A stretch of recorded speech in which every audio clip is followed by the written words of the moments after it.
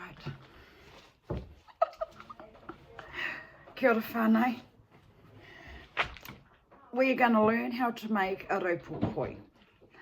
And it's good too because I was halfway, got to share this, halfway making it. Yep. And I forgot to push record. Until I looked up and I said, ow, it's still zeros. Sorry. Anyway, I have to share it. And I was thinking, yes, nearly done. Oh, yeah, look, we are nearly done. Jeez. So anyway, that's what happens, eh? When you're trying to get the right kōrero through, there's a tohu in that. Making sure that everyone has an understanding. This is why we hold poi wānanga. This is why, you know, for example, my auntie Naman, the best in the world man to deliver raupo wānanga. She lived and breathed it, just like all my nannies, you know. And I'm having a I'm having a giggle about it because I didn't push record. Well, look, see, it's halfway in there. Man, I thought it was neat too. I was thinking, yeah, gee, it's looking good. So I had to share that with you. Now, I'm going to stop here and give you a little bit of, look, I'll stand it up. Isn't it beautiful? There we go. Now, this is a real raupo poi. Now, I need to, maybe because I don't know, I need to explain a little bit more about the raupo, okay? And there are many, many ways of how to make a raupo poi. Like I explained in my last recording on how to make a poi, and that was moving in times. And since from then, there's another movement of how to make a raupo as well. Still making it traditionally, but also utilizing different materials today. So for example, I'm going to get Taku husband to grab me my poi up on the cabinet, and we're going to talk about a couple of raupo poi that I do know how to make and the kōrero behind these poi. Okay, I know I'm going to share with you, this one here was made by my beautiful cousin. Her name is Awatea Hahunga, and she come up with this beautiful kupinga. She's mixed in here, and I'll show you. Now in there is pingo. Now she's woven it. Inside she gathered moss from our puna or Pekehawa or Taniwha Springs, and she cloaked the moss with a kōhatu that we retrieve from Te Puia, from our thermal rock activity and around the pools there. So with Awatea and myself having a kōrero about our whakapapa and our connections to nature, and also the kupinga net, as you see here, is cloaking it and keeping our whakapapa ties, which we direct descendants from Ngāti Wāhiao all the way to Rangiwiwahi. And then we go further out to Rangiwiwahi Utaki Tai, which is connecting to our Ngaitarangi Te Puna whānau. And we created that. So that is whakapapa right there. The resources also is right there. The pingo is from the mount, from out our Ngaitarangi area, and the kōhatu from Te Whakarewarewa, and the moss that's inside comes from Taniwha Springs, Pekehawa, Rangiwiwahi, and then the muka itself is a flax plant that we gather on our own family muka flax plant area, which is located, I'm not telling you location, that's too secret. But anyway, this is a pure poi out of pingo with the kōhatu inside and the kupinga net of whakapapa. It's combining it all in one, which is ka pōpoia. Righty ho. moving on. Like I said, there are different types of ways to create a raupo poi as well, utilising pinga, mixing it with raupo. I have done many times, and the history of raupo remains for everybody. Everyone has their own way of making it. Everyone, it belongs to te ao Māori. Also our taranaki whānau, they still have our raupo, practicing it within karakia. So you've got the karakia type of poi, then you also got the whakapapa of to combine yourself, keeping grounded, and then you've got the raupo that went into another generation, which is tourism. Okay, so for example, my nannies would have to make at least 100 pairs, little pois or big raupo poi, to sell for the tourists, to put kai on the table. So, you know, it's actually really, it's looked after us. It also was a first fibre for many of our homes here to build our homes when we arrived here. We're pretty good here, having our little wharepunis here in Te Arawa. We had natural heating, thermal heating under our feet. So, you know, there's all these different ways. Now, in my case, I was taught how to use the muka, okay? Now this is the offcuts of a piu and also the offcuts of a paki. Okay, I'd use for the inside, using tissue, or you can use newspaper, okay, because we're going to form our ball. Now there's that process. In some cases, some people have come to use a sponge, okay, and yep, I've never used a sponge, but nothing wrong with that, but only because I want to keep that natural connection inside our poi. But yeah, nothing wrong with using the sponge, but some do. And then what they do is that they cloak it like so. If not, they'll put the white tissue over, and then they'll cloak it with the raupo, which I'm going to show you very shortly. Okay, here I've made my own harakeke paper. Yeah, harakeke. All those offcuts that the weavers like chucking away and they don't use it. Well, I'm that guy. I will go and collect it, and I will compose it, and I will keep on mitting it and stirring it to get it down to a fibre like so, to dry it out as thin as I can. No chemicals, just harakeke with water. And it's how you mould it together. It's what paper's made out of. Harakeke, fibre. But anyway, moving on. Like I said, I was halfway through making my raupo poi.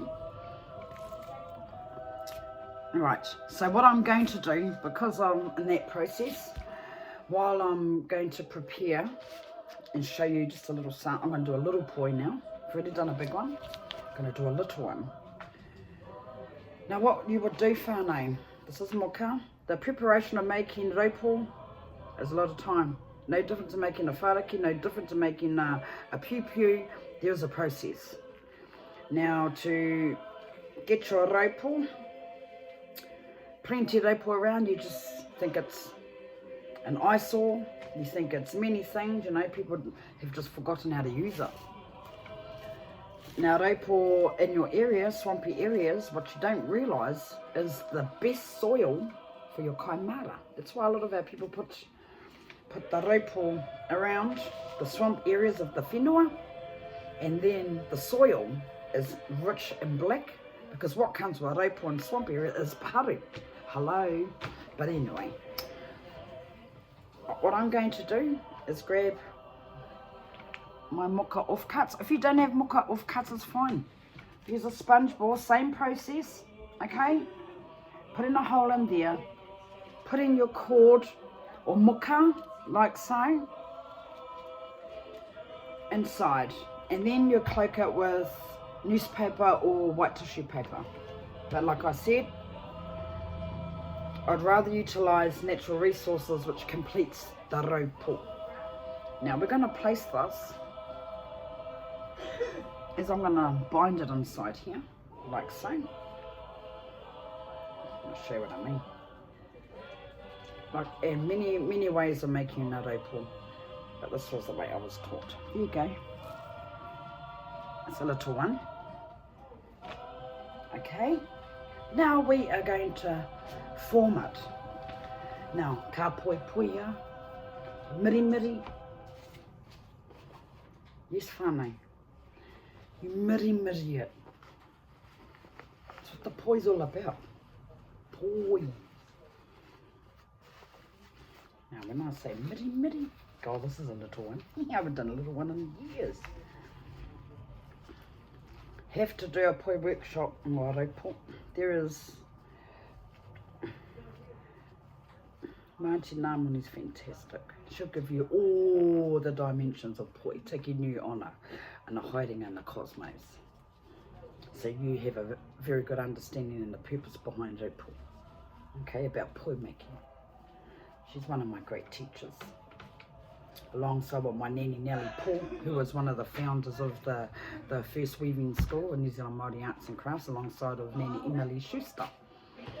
And of course, in the later years, in the early 2000s, my uncle Eddie Maxwell, because he said I was a tutu and I was the only one that went in the bush to go and gather and harvest for him. And it was quite rare having our men as weavers. But you know, everyone had owned to their own kōrero. It was just putting everyone in their place in regards to roles of responsibility. And Uncle Eddie Maxwell's position, can you see that? I'm just miri-miring it. It's brought up with his queer.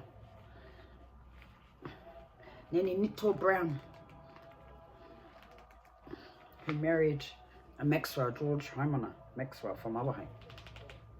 Oh, Brownie, I should say. And that's our whakapapa. She also was a Paul, which ties back to Nani Nellie Paul, who was my grandfather's sister.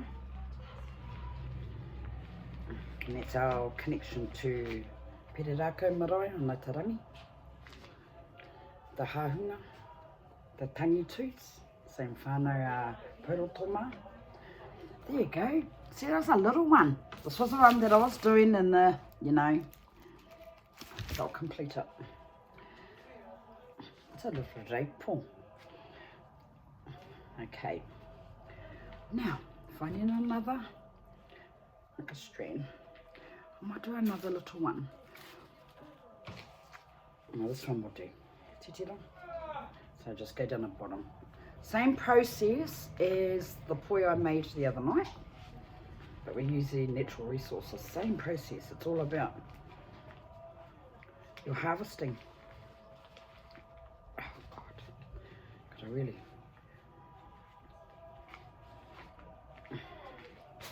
Oh, now this is our dry raupo. This is pretty old actually. I did this harvest with my auntie Rama Tuakarana over in Turangi. They have the best raupo Turangi. Oh, because they got thermal, springwood and lake all in the one area, which produces beautiful, beautiful raupo. And yeah, it's lasted me a little bit. There you go. You can use fresh raupo. It's entirely up to you. So you want to cloak it. And also you can use already dried raupo, because in our days, like I said, or in my nanny's days, they didn't have time. They would just weave straight away and harvest like hundreds and hundreds of blades. Never went wrong without it. Either side, you can have the rough. See, I like getting the middle and the first layers of our raupo making. Now I've just miri-miried up. Now I stuck in my bottled water lavender drops. Now I explained about different type of poi. I have a healing poi I do with my miri-miri, and I have kawakawa. Kawakawa leaves it's in the outside of my harakeke paper. If I don't have harakeke paper, and I've just got this, okay, I only got my muka, I use the leaves, dock leaf and harakeke, dock leaf, because the dock leaves are big, and then my kawakawa leaves, And then I tie it down and I mold it. And then when it comes to the raupo, like so, okay, you're cloaking it. Ka poi poia, koira te raupo. Okay. Now I have been given a lot of knowledge more around rongoa. Been brought up in it, had no choice but to learn it. My grandmother from Maputiki, herbal lady that one, Ngā Tamahawa ki Ōpape. She also taught me a little bit about the dock leaf and with the poi. And then using Ōpepe River and the sea, mixing it. And then flicking the raupo, you know, and to cleanse. So every time we used to go to Ōpape, had to have an hour to 2 hour karakia, hahiringa to yes, before sunrise or sundown, before sunrise or sundown, to do karakia, grabbing her rau, and then she's there from top to bottom, bottom to top, top to bottom. You know, I wish we had cameras back then, because I remember getting bashed with a rau, smack, you know, doing the karakia. So I thought, oh, Nan's giving us a warning, but no. She was so short, she couldn't reach so short. Had us on top of the head, and then she'll grab a raupo. She'll have that put in the, had us on top of the head. Oh, I tell you, so many stories, so many. But anyway, back to Te Aroa. Look, and as I go, I'm going to cloak that around. I'm making little raupos. Yeah.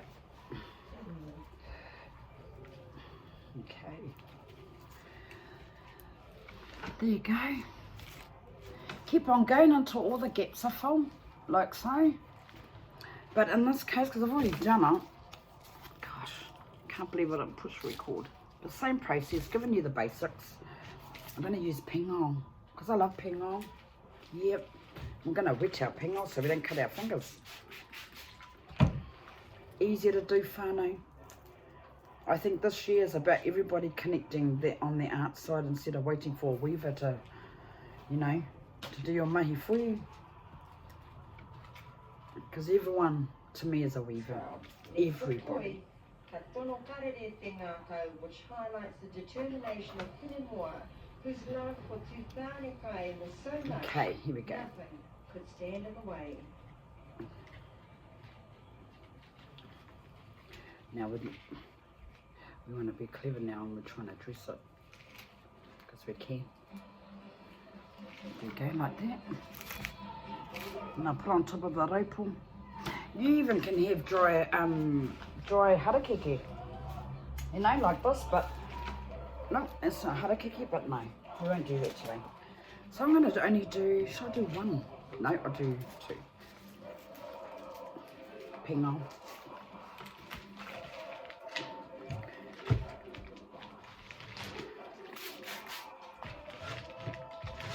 You work with whatever you have, whānau. Don't need to be fussy. There's no one way about it. There's always a way. Just go and explore yourself. And go into those people that actually are willing to share, you know. Some people today, and I'll be honest, ain't willing to share. I don't know why. Far out. And only speaking my rā, they shared everything. And the only difference with them is that you had to ask and show interest. So I was that kid. I asked 101 questions even when I was told to be quiet. But I suppose that's what made me unique to everyone.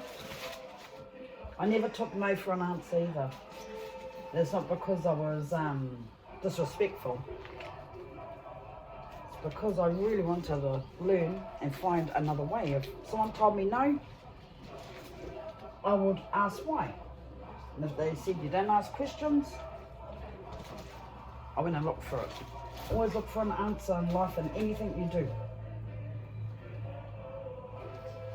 To get on in this world. Okay, here's my muka strand. I'm going to tie up the top. Man, a lot harder. We're not dealing with plastic, dealing with real resources, whānau. They're like being patiros to me sometimes. Okay. I can't believe I was halfway through and I never pushed record. Alright, nearly there.